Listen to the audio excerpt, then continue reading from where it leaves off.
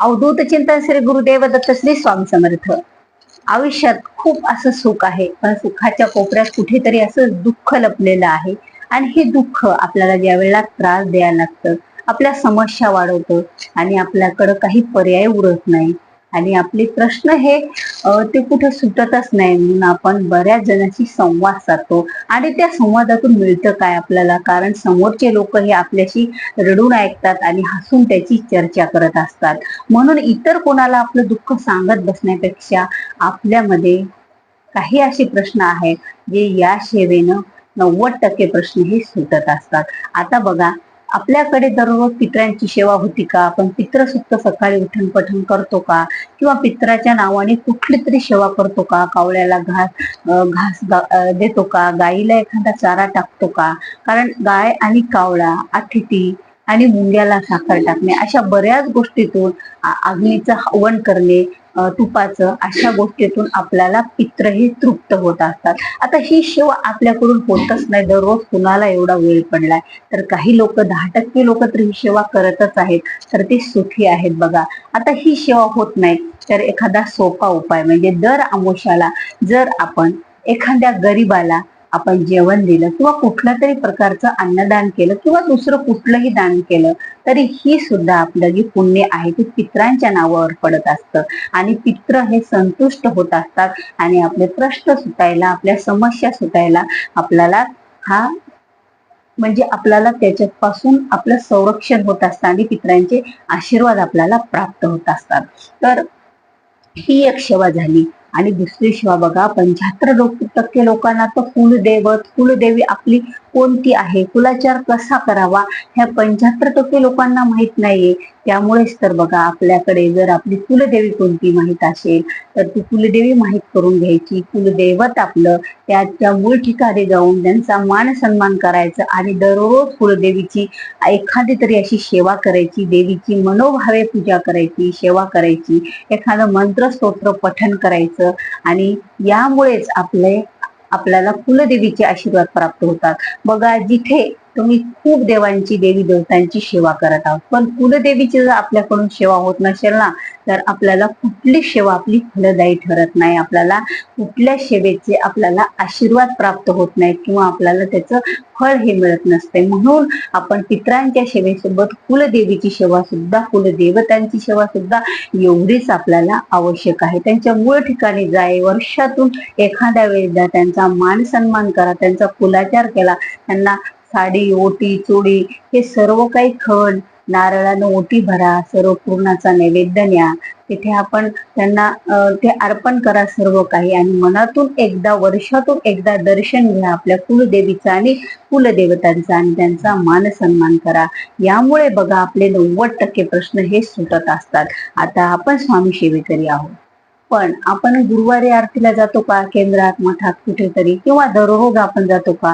जर आपल्याकडून कळत न कळत जर रेग्युलर 108 जर आरत्या झाल्या, तर तिथे आपले 90% बघा प्रश्न सुटलेले असतात. आता हे 90% प्रश्न सोडायचं म्हटलं तर आपल्याला वेळातला वेळ काढून आपल्याला केंद्रामध्ये आरती ही आपल्याला स्वामींच्या चरणी रुजू करावं लागेल. कारण आपण तिथे जाऊन सर्वांच्या सोबत ही सामूहिक आरती म्हणतो ना, त्यावेळेला आपल्या बरेच पाप नष्ट झालेले असतात आणि आपली ती सेवा गंधर्व म्हणजे जे आपले लिहित असतात, आपलं पुण्य आणि पाप त्यांच्या वहीमध्ये त्याची नोंद झालेली असते.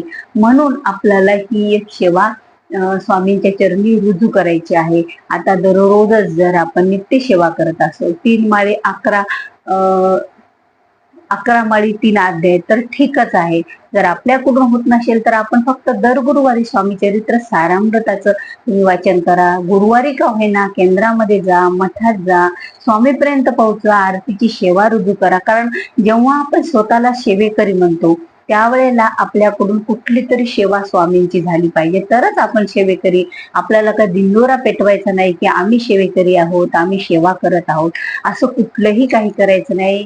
मनातून, भक्तीतून, श्रद्धेतून आपल्याला काही स्वामींच्या सेवा चरणी रुजू करावं लागतात. त्यांच्याकडून आपलं नामस्मरण सतत राहू द्या. आता बसून आम्हाला नामस्मरण करत नाहीत तर चालत फिरत श्री स्वामी समर्थ, श्री स्वामी समर्थ या मंत्राचा जर आपण जप करत राहिलो तर आपल्याला खरंच स्वामी आशीर्वाद देतात आणि या सेवेतून आपले 90% प्रश्नही सुटलेले असतात.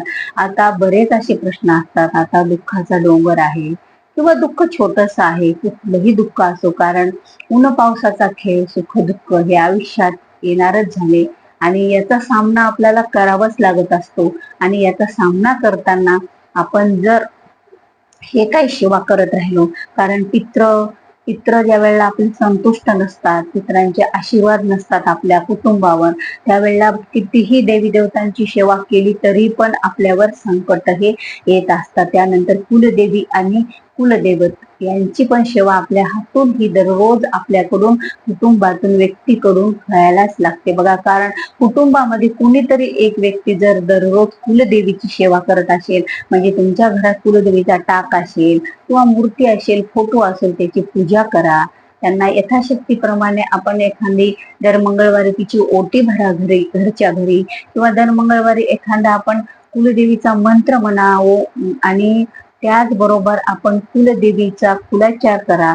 आणि दर वर्षाला जाऊन त्यांच्या मूळ ठिकाणी कुलाचार केला तर यांनी सुद्धा आपले अनेक प्रश्न असे सुटलेले असतात. राहिले आपले स्वामी महाराज, तर स्वामी महाराज तर आपल्याला वेळोवेळी आपल्या सोबत राहतात. तर ते कुठलीही वेळ असो, स्वामी हे आपल्याला साथ देतच असतात.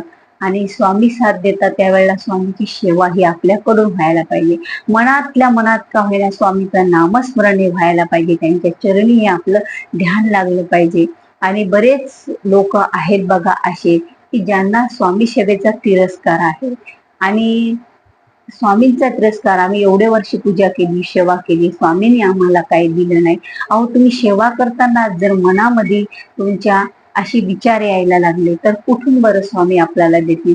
निशंक होई रे मना, निर्भय होई रे मना, प्रचंड स्वामी वर पाठीशी नित्य आहे रे मना. याप्रमाणे आपण स्वामी सेवा करायला पाहिजे. आपल्या मनामध्ये कुठली शंका न घेता ज्यावेळेला आपण स्वामी सेवा करत ना, त्यावेळेला स्वामी आपल्याला सर्व काही देत असतात. आणि याप्रमाणे आपले 90% प्रश्न हे जाग्यावरच सुटत असतात. आता हे प्रश्न आपल्याला ज्या वेळेला सोडवायचे त्यावेळेला ह्या सेवा करणं आपल्या घरात गरजेचे आहे. कारण पितृसेवा, कुलदेवत, कुलदेवतेची सेवा आणि आपले गुरु मानतो आपण आपल्या स्वामी महाराजांचा, आपल्या स्वामी महाराजांची सेवा, ह्या 3 जर सेवा आपण करत राहिलो ना तर आपल्याला कुठलाच प्रश्न आपल्या आयुष्यात राहणार नाही. आपल्याला सर्व प्रश्न सुटलेले असतील. सर्व दुःखाचा डोंगर असो का छोटस दुःख असो, त्रास असो, कुठलंही संकट असो, ते आपलं सुटलेलं राहील. आणि अशा प्रकारे पण आपल्याला छोटे छोटे उपाय करूनच सेवा करायची आहे. असं नाही की आपल्याला खूप जास्त सेवा करायच्या, खूप जास्त वेळ आपल्याला तिथे घालवायचा आहे. आपल्या जीवनातला अनमोल वेळ आपण म्हणतो त्याला, आपण थोडासा वेळ जरी स्वामी चरणी, कुलदेवता कुलदेवी चरणी, आपल्या पित्रांच्या सेवेमध्ये जर आपण राहिलो तर आपल्याकडून बरंच काही समस्या ह्या सुटलेल्या असतात. तर व्हिडिओ आवडल्यास व्हिडिओला लाईक करा, शेअर करा, नवीन असाल तर सबस्क्राईब करा. झालेली सेवा श्री स्वामी चरणी अर्पण करूया आणि बस आजचा व्हिडिओ इथेच थांबूया. श्री स्वामी समर्थ.